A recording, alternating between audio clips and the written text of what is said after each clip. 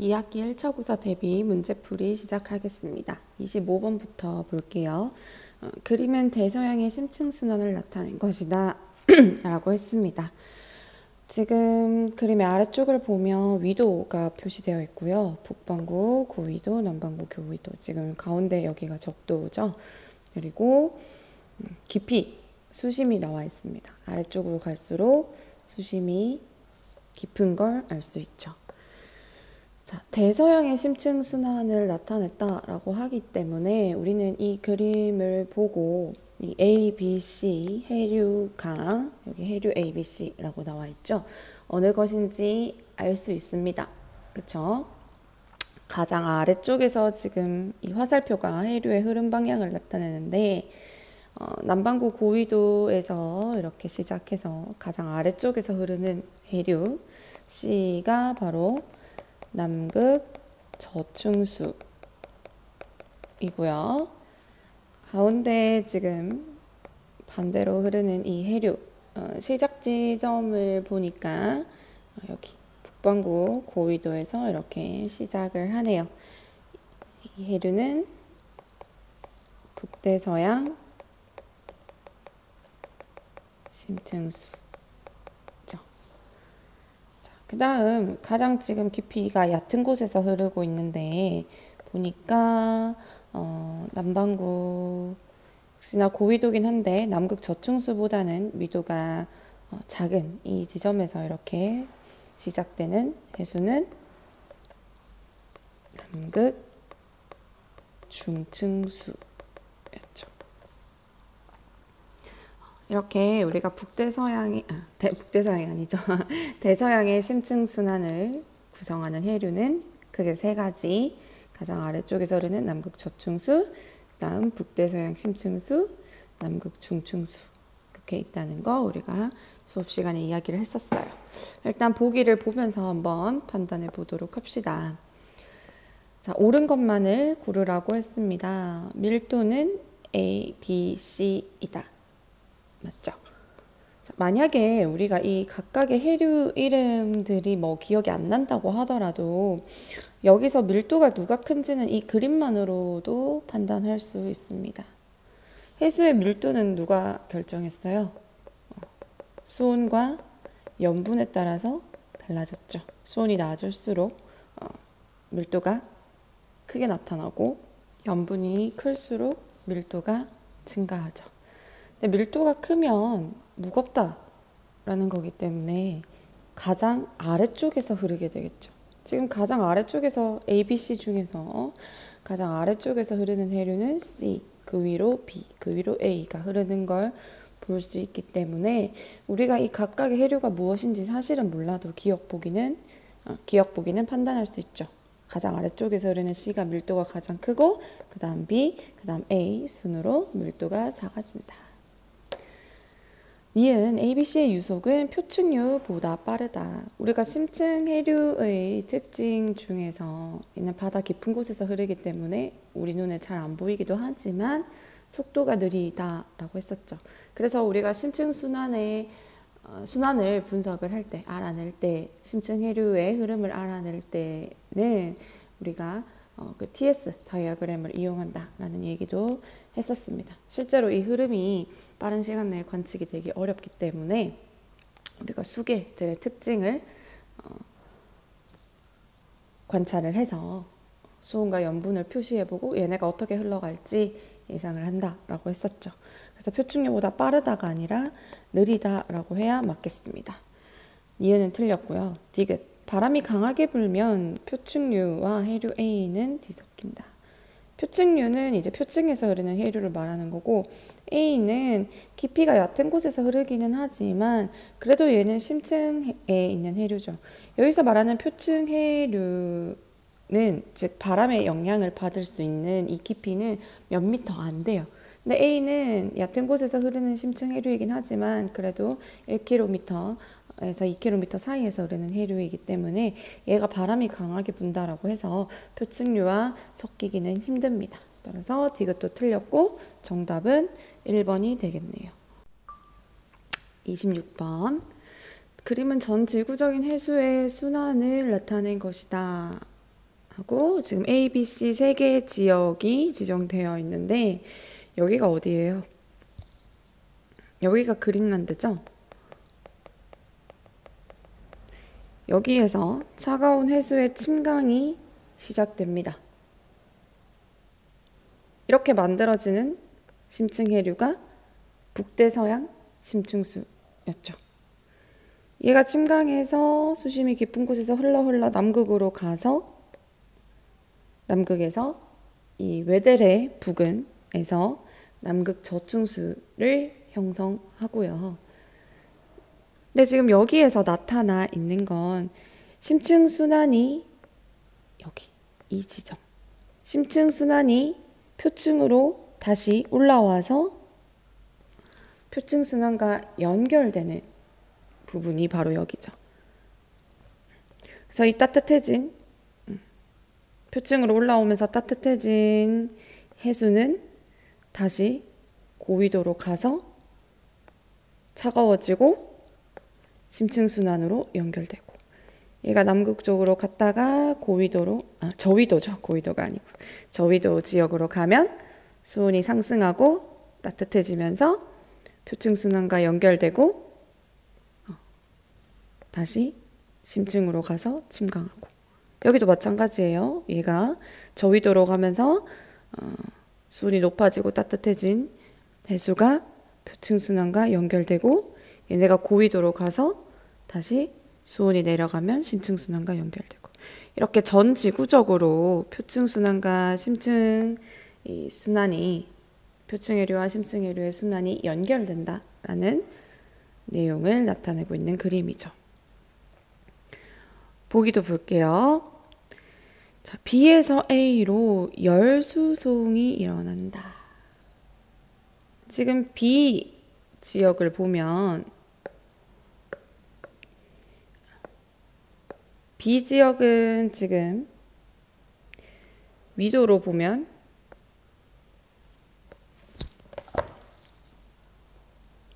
여기가 B 지역, 그 다음 A 지역.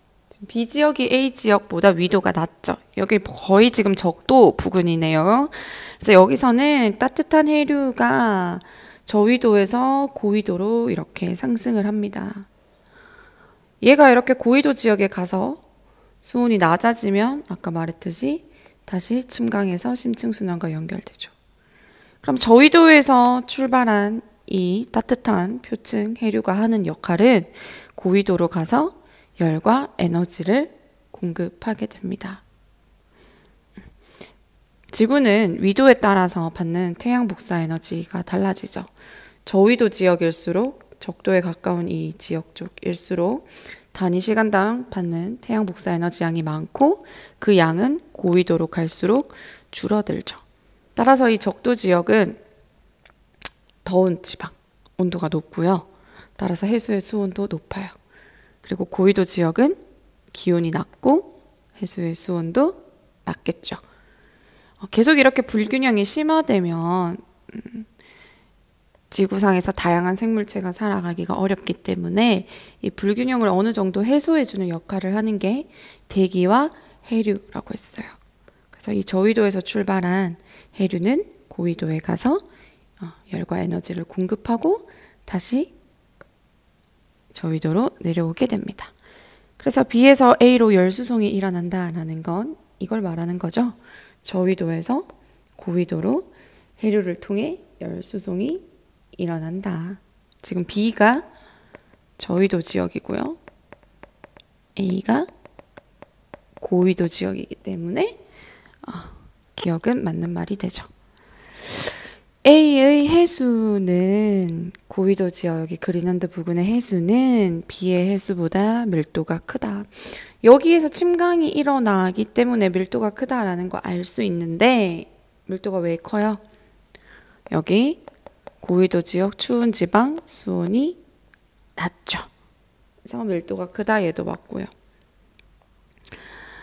A의 침강이 약해지면 그러니까 이 침강이 일어나는 고위도 해역에서의 침강이 평소보다 약해지면 C는 여기 저위도 부근에서 심층순환이 용승해서 표층으로 올라와서 심층해류가 표층해류와 연결되는 지역이었죠. 그러니까 즉 이 부근에서 용승, 심층해류가 상승하는 현상이 강해진다? 아니죠. 자, 그래서 정답은 3번인데, 자, 이렇게 전지구적인 해수의 순환은 다 연결되어 있기 때문에 어느 한 부분이 약해지면 다른 부분도 약해진다 라고 했었죠. 지금 이 침강이 일어나는 이 지역에서 우리가 지구온난화 현상으로 인해 수온이 예전만큼 낮아지지 않거나 또는 빙하가 녹아서 해수의 염분이 낮아지거나 해서 침강이 평소보다 잘 안 일어나면 이 심층 순환이 약해지고 이런 고위도에서 시작하는 심층 순환이 약해지고 결국 용승도 약해져서 이런 전체적인 해수의 순환 자체가 약해진다라고 했었죠. 그래서 침강이 약해지면 여기에 용승도 강해지는 게 아니라 약해진다고 해야 맞기 때문에 디귿은 틀린 보기가 됩니다. 27번 그림은 A와 B에 여기 A, B에 온도는 같지만 농도가 서로 다른 소금물 온도는 같지만 농도가 서로 다른 소금물을 넣고 물의 이동을 관찰한 모습이다. 이거 심층순환의 모형 실험이네요. 우리 2가지 정도 살펴봤던 거 기억나나요? 기억 안 나는 친구들은 학습지를 한 번 더 보세요. 이에 대한 설명으로 옳은 것만 보기에서 고른 것은 A, B에 넣은 물은 수돗물보다 밀도가 크다. 자, 밀도가 크면 아래쪽으로 흐른다고 했어요.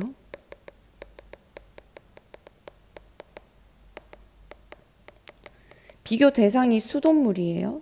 여기 수조에 수돗물을 채워 넣고 각각 A, B에서 물을 흘려보낸 거예요. 근데 지금 화살표로 A, B의 흐름을 표시해주고 있는데 지금 A가 가장 아래쪽에서 흐르고요. 그 다음 그 위로 B가 흐르고요. 그 위에 수돗물이 있죠.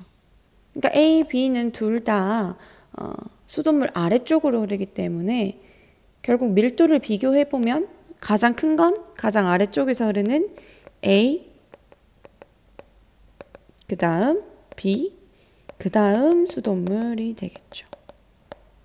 그래서 A, B에 넣은 물은 수돗물보다 밀도가 크다. 우리가 아래쪽에서 흐르는 걸 보고 판단할 수 있다. 정답. 농도는 B보다 A에 넣은 소금물이 크다.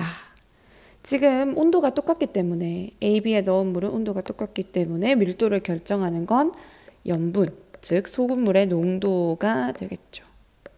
소금을 많이 넣을수록 염분이 클수록 농도가 클수록 밀도가 크기 때문에 더 아래쪽에서 흐르는 A의 농도가 큰 걸 알 수 있겠죠.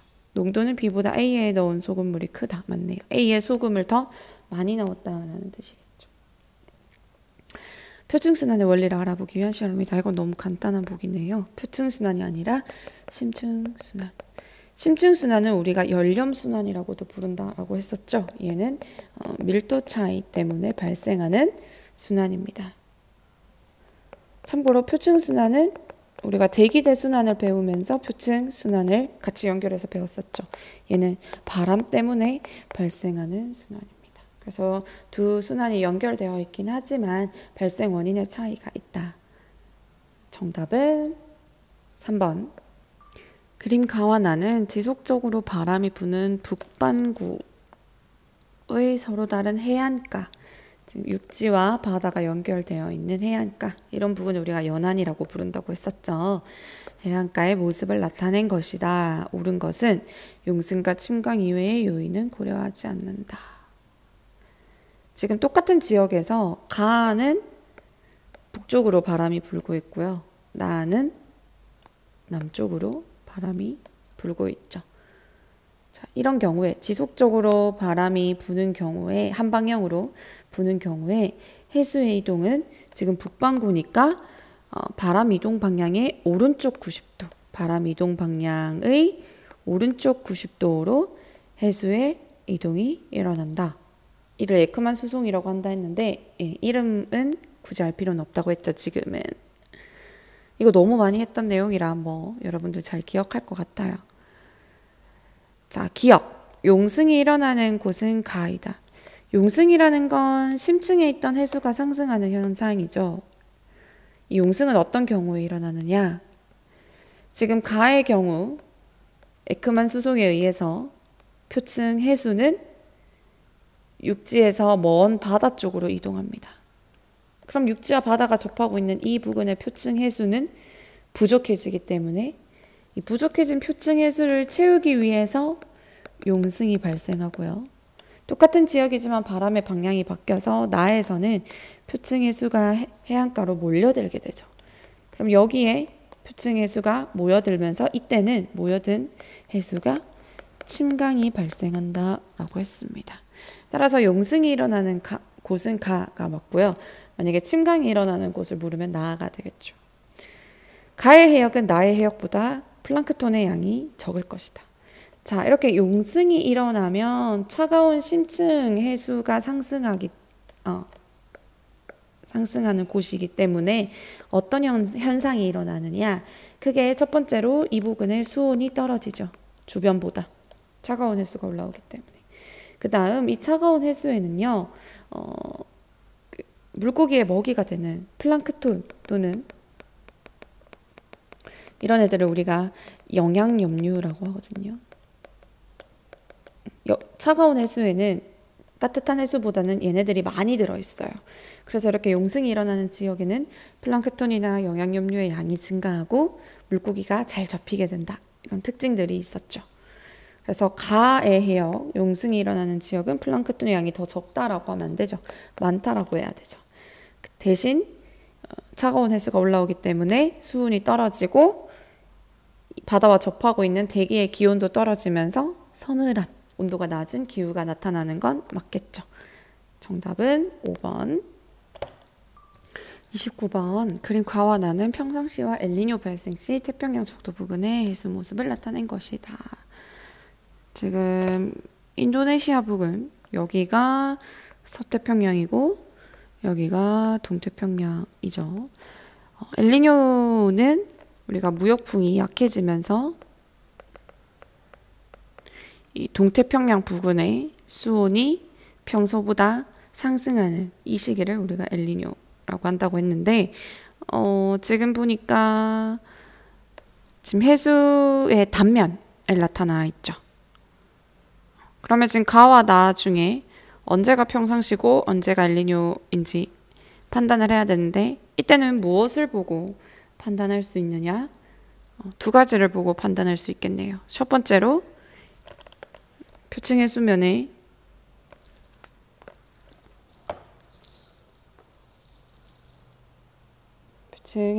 기울기, 그림이 잘 안 그려지네. 자, 대충 표층 해수면의 기울기. 그 다음 지금 이 찬 해수라고 표시되어 있는 이 부분, 이렇게 우리가 이 부분에서는 이 따뜻한 해수와 찬 해수의 경계, 여기를 우리가 수온 약층이 시작되는 곳이라고 생각해도 좋다라고 했었죠. 지금 보면 표층 해수면의 기울기가 큰 쪽이 어디예요? 가죠. 지금 많이 차이가 나진 않는데 그래도 가 쪽이, 서쪽이 조금 더 높게 나타나고 동쪽이 낮게 나타나면서 기울기가 크게 나타나고, 지금 나는 그 기울기가 가 시기보다는 작아진 걸 볼 수 있죠. 그리고 지금 차가운 해수가 동태평양 쪽에서 보면 차가운 해수가 가 시기에 더 이렇게 많이 표층으로 올라와 있다. 그 말은 수온 약층의 깊이가 얕아졌다. 여기서는 용승이 강하게 발생하고 있다라는 걸 알 수 있죠. 나 시기는 지금 평상시에 비해서 표층 해수면의 기울기도 감소하고,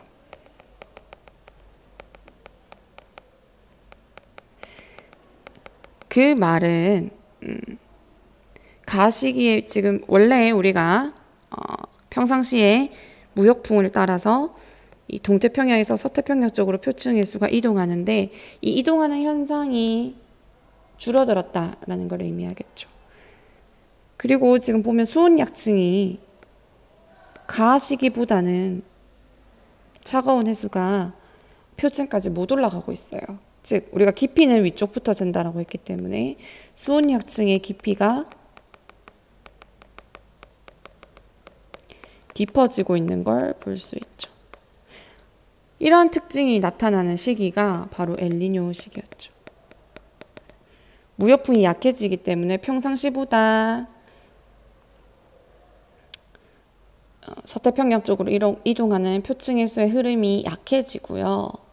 따라서 이 동태평양 부근이 평소보다 표층해수가 부족해지는 현상이 약해지기 때문에 용승도 약해진다. 이는 우리가 용승이 약해진다라고 표현할 수도 있겠죠. 그래서 지금 평상시와 엘니뇨 시기 둘 중에 하나라고 했기 때문에 가가 평상시, 나가 엘니뇨가 되겠네요. 기억, 엘니뇨 시기는 나이다. 맞고요. 여기서는 우리가 수온에 대한 자료는 없기 때문에 표층의 수면 기울기와 이 수온 약층의 깊이를 보고 판단할 수 있었다. 페루 연안 동태평양의 용승은 가보다 나에서 강하다. 아니죠. 용승이 강하다라고 하면 차가운 해수가 표층까지 많이 올라온다라는 걸 의미하니까 지금 가가 더 많이 올라와 있죠. 나에서는 여기까지밖에 못 올라와 있으니까 용승은 나에서 더 강하다라고 하면 틀렸고요. 일단 무역풍의 세기는 가보다 나에서 강하다. 아니죠. 나는 지금 엘니뇨 시기예요. 엘니뇨 시기에는 무역풍이 약해지고요. 무역풍의 세기가 강해지는 시기에는 라니냐가 발생하죠. 라니냐 시기에는 이런 평상시의 구조들이 더 강화되는 형태로 나타난다라고 했었습니다. 어쨌든 이 문제에선 틀린 보기가 되고요. 정답은 1번이 되겠네요. 30번. 가와 나는 평상시와 비교한 엘니뇨와 라니냐 시기에, 그러니까 가나는 하나는 엘니뇨고 하나는 라니냐 시기겠네요. 이때의 기후를 순서 없이 나타낸 것이다. 가는 보니까 지금 서태평양 쪽은 건조하다라고 되어 있고요. 이 중간부터 중앙태평양부터 동태평양 부근은 습하고 따뜻하다라고 되어 있고, 나는 반대로 지금 서태평양 부분이 습하고 동태평양 이 부근이 건조하고 서늘하다, 기온이 낮다라고 되어 있네요. 자, 건조하다라는 뜻은 비가 많이 안 온다라는 얘기죠. 그 말은 지금 이 부근의 지상에서는 고기압이 형성되었을 가능성이 높겠네요. 습하다라는 건 비가 많이 온다라는 얘기니까 이 부근에서는 저기압이 형성되었고 상승기류가 강하게 발생하면서 구름이 만들어지고 비가 많이 내리게 되겠네요. 그러면 지금 가 시기에는 서태평양 쪽은 상대적으로 기압이 높고 지상에서 이 고기압이 위치하고 하강기류가 발달하면서 비가 잘 안 오고, 동태평양 쪽은 저기압이 발생하면서 구름이 만들어지고 비가 많이 오는 이 시기는 엘니뇨 시기입니까? 라니냐 시기입니까? 엘니뇨 시기죠. 그러면 나가 라니냐 시기가 되겠네요. 자, 이 적도 태평양 부근에서는 무역풍을 따라서 따뜻한 표층 해수가 서태평양 쪽으로 이동하죠. 그럼 이 따뜻한 표층 해수 때문에 서태평양 부근은 해안과 접하고 있는 대기의 기온이 상승하면서 가벼워진 공기들이 상승하고 상승기류가 발달하고 여기선 저기압이 형성되고 구름이 만들어지면서 이 지역에 비가 많이 오는 게 평상시의 이 적도 태평양 부근의 현상이죠. 여기서 이제 상승한 공기가 동태평양 부근에서 하강기류 만들면서 고기압이 형성되고 여기서는 맑은 날씨. 근데 라니냐 시기에는 이 현상이 더 강화된다라고 했으니까 서태평양 지역은 비가 너무 많이 와서 습해지고 동태평양 지역은 안 그래도 평상시에 비가 안 오고 맑은 날씨가 나타나는데 이게 더 강화되면서 건조한 날씨가 나타나고 심하면 가뭄이 일어날 수도 있다라고 했었죠. 서늘한 기후는 왜 나타날까요? 여기에서 용승이 강화되기 때문이죠. 그러니까 용승이 강화되기 때문에 차가운 해수의 영향으로 주변의 기온이 떨어질 수 있다. 자, 그러면 보기를 보면 가는 엘니뇨, 라는 라니냐 시기다. 맞습니다. 이렇게 엘니뇨 시기냐 라니냐 시기냐를 판단하는 걸 우리가 아까 몇 번이죠? 29번 문제처럼 해수면 기울기나 어떤 표층 해수 아니죠. 수온 약층의 깊이 이렇게 줄 수도 있고요. 방금 문제처럼 기후 변화로 제시해 줄 수도 있고요. 우리 31번, 32번 보면은 수온 분포로도 이렇게 판단하도록 단서를 주고 있죠. 그래서 우리가 엘니뇨, 라니냐가 어떻게 발생하는지, 왜 발생하는지 아는 것도 중요하고요. 이 엘니뇨랑 라니냐가 발생할 시기에 이 각 지역에서 서태평양, 동태평양 부근에서 일어나는 변화들도 잘 기억해 두는 게 좋겠습니다. 니은 A 해역의 상승 기류는 가가 나보다 강하다. 엘니뇨 시기에는 따뜻한 해수가 서태평양 쪽으로 평상시보다 덜 이동하기 때문에 여기에서 따뜻한 표층 해수에 의해 수온이 상승하는 현상이 줄어들죠. 따라서 상승 기류는 평상시보다 약해집니다. 그쵸? 그래서 가가 나보다 강하다라는 건 아니고요. B 지역의 가뭄 피해가 나타나는 것. 가뭄이라는 건 비가 안 와서 발생하는 거잖아요. 엘니뇨 시기에는 동태평양 B 지역에서는 평상시보다 비가 많이 오고 습해지기 때문에 가뭄이 나타나긴 힘들고요. 이 라니냐 시기에는 안 그래도 약하던 여기서는 지금 따뜻한 해수가 다 서쪽으로 이동하기 때문에 고기압이 형성되는데 지금 라니냐 시기에는 이게 강화되니까 더 강한 고기압이 형성되니까 비가 더 안 오고 우리가 건조하고 심해지면은 건조해지거나 강수량이 감소하면서 심해지면 가뭄 현상이 나타날 수도 있다라고 얘기했었습니다. 거기에 더해서 이제 용승이 이 라니냐 시기에는 용승이 강화되면서 이렇게 기후가 서늘해지면 그러니까 기온이 낮아지면 농작물들이 얼어버리는 냉해 같은 피해들도 발생할 수 있다라고 했었죠. 우리 31번 넘어가기 전에 32번 먼저 보겠습니다. 그림 가와나는 엘니뇨 라니냐 시기의 표면 수온 분포를 순서 없이 나타낸 것이다. 지금 수온이 높은 쪽이 빨간색으로 표시되어 있긴 한데 이 색깔이 없다고 하더라도 지금 여기 나와 있는 이 숫자들이 바로 수온을 나타내주고 있는 거죠.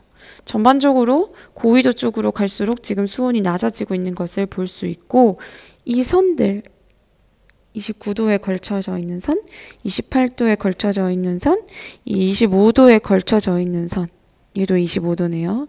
이 선들이 바로 등수온선이죠. 수온이 같은 지역들이 연결되어 있는 선이다.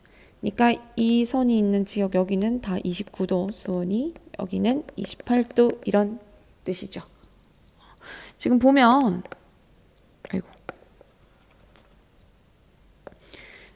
자, 우리가 요 지역을 봐야겠네요. 요 동태평양 지역.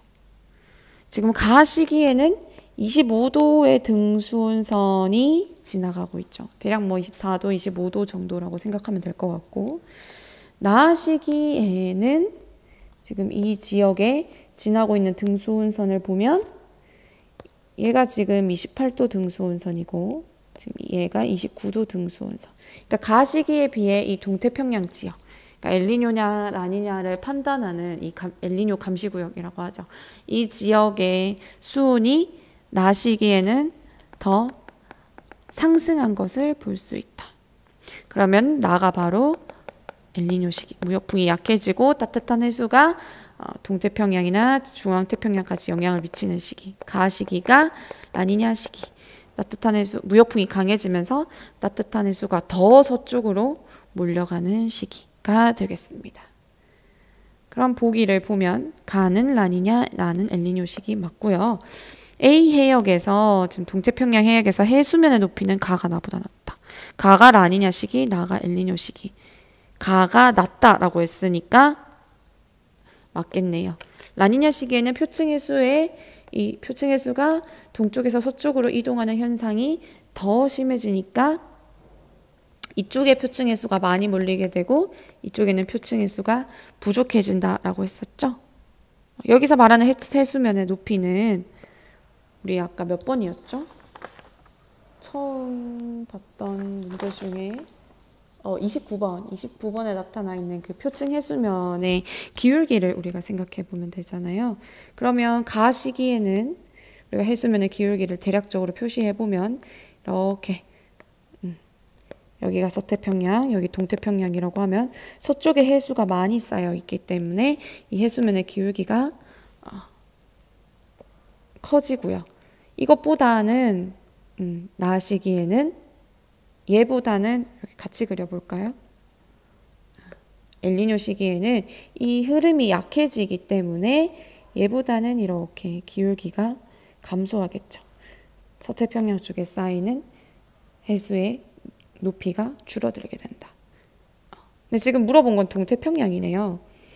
A 해역은 동태평양인데 해수면의 높이는 가가 나보다 낮다. 이쪽을 물어본 거니까 맞네요. 여기는 해수가 더 많이 빠져나가니까 가시기가 낮아지고 나시기에는 이 흐름이 있기는 하지만 평상시보다 약해지니까 그래도 가시기, 라니냐 시기보다는 여기에 해수면이 해수가 조금 더 쌓여 있기 때문에 해수면의 높이가 조금 더 평상시보다 높게 나타날 거다라는 겁니다. 디귿 A 해역의 영양염류 얘는 우리가 심층 해수에 많이 들어있다라고 했었죠. 그래서 표층에 영양염류가 많으려면 용승이 많이 발생해야 돼요. 용승이 그러니까 차가운 해수가 표층까지 올라와야 얘가 영양염류를 끌고 올라와 줄 수 있죠. 이 A 해역의 용승이 강해지는 시기는 가시기죠. 그쵸?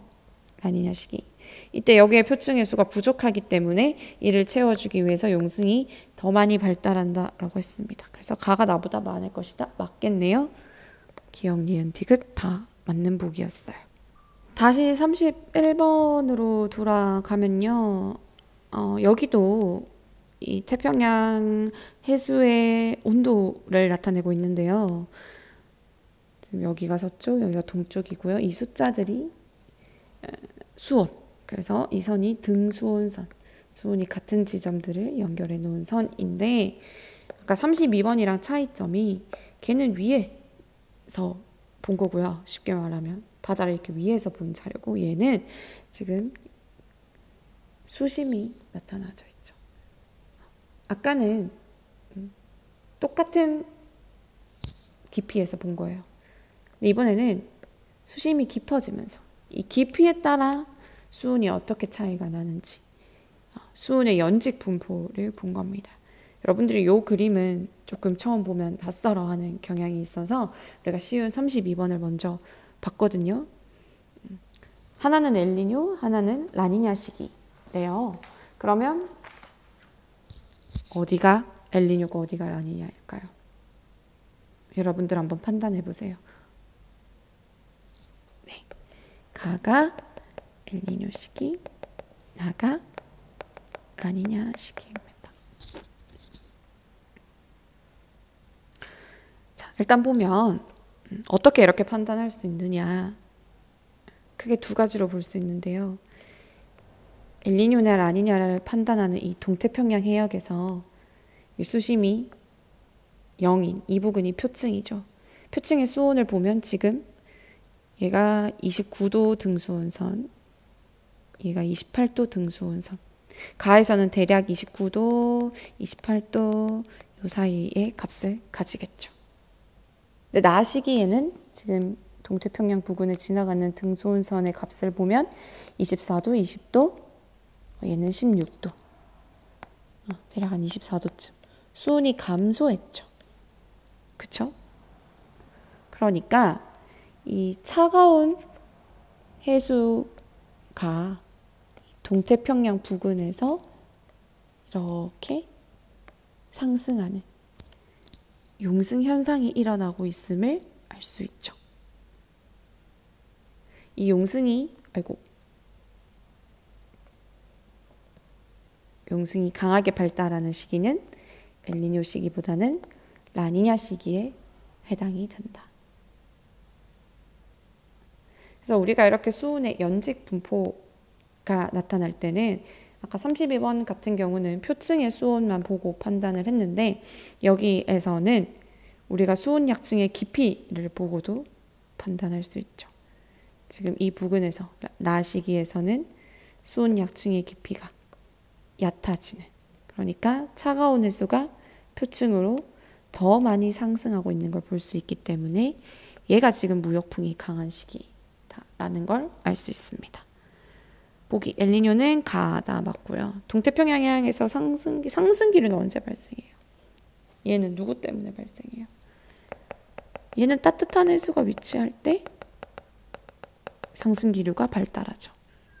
동태평양 해역에 상승기류가 발달하는 시기는 따라서 가가 되겠는데 가보다 나에서 발달한다고 했으니까 얘는 틀렸고요.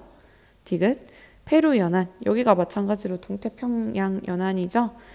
해역의 표층 수온은 가보다 나가 낮다. 지금 이거 문제를 보고도 알 수 있고요. 표층 수온이 높은 경우는 가죠. 가보다 나가 낮다. 맞죠? 쌤이 순간 헷갈렸네. 동태평양의 표층 수온이 더 낮은 시기는 라니냐 시기, 용승이 강화되는 이 시기니까 디귿도 맞겠네요. 그래서 정답은 3번. 가는 엘니뇨 감시 해역 A, 릴 33번입니다. 동태평양 부근. 나는 여기에서 관측한 해수면의 수온 편차를 나타낸 것이다. 친절하게 편차가 무엇인지 나타나 있어요. 관측 수온에서 지금 보면 가로축이 2009년 1월부터 2010년까지의 이 시간이 나타나 있죠. 이 시기에 관측한 수온과 평균적인 수온의 차이를 우리는 수온 편차라고 합니다. 그럼 이 수온 편차가 플러스 값으로 나왔다. 지금 이 그림에서 이 부분이죠. 지금 세로축이 수온 편차로 나타나 있는데 여기가 0이니까 이 위쪽은 수온 편차가 플러스로 나왔다라는 건 관측 수온이 더 높다라는 얘기니까 얘는 평상시보다 수온이 증가했다라는 걸 의미하고요.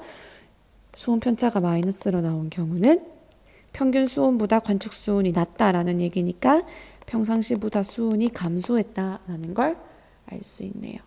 즉 여기 지금 동태평양 부근에서 평상시보다 수온이 상승한 여기 파란색으로 표시되어 있는 이 시기가 바로 엘니뇨 시기.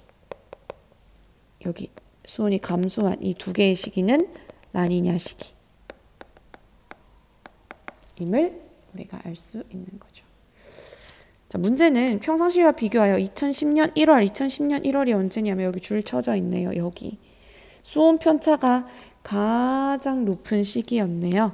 엘니뇨가 가장 심하게 발생했던 이 시기에 대한 설명으로 옳은 것은 무역풍의 세기 약해졌다 맞고요. 표층의 영향력류 증가하지 않죠. 왜? 용승이 약화되니까 이 시기에는. 앞에서 나왔으니까 그냥 빨리 넘어갈게요. 영향력류 감소해야 되고요. 대신 따뜻한 해수의 영향으로 평상시보다 상승기류가 강해지기 때문에 강수량은 증가한다. 맞겠네요.